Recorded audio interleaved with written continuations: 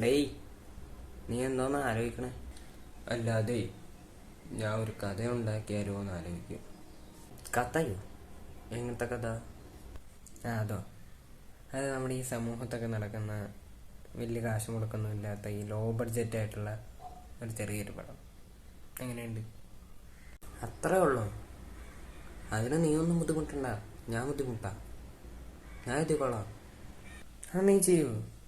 എത്ര ദിവസം വേണം? ഒരു 2-3 ദിവസം, അത്രയും മതി. എടാ, കഥ എഴുതിയാ? എടാ, കഥയൊക്കെ എഴുതി. കേട്ടു.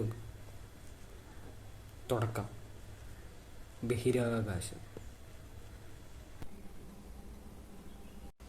അവിടെ കുറേ അന്യഗ്രഹ ജീവികൾ ഇങ്ങനെ നടന്നു വരിക. അല്ലടാ, നിന്നോട് ഞാൻ എന്താ പറഞ്ഞേ? ചെറിയ പടം എടുക്കാനല്ലേ. നീ എന്തിനാ ബഹിരാകാശത്തോട്ടൊക്കെ പോണത്?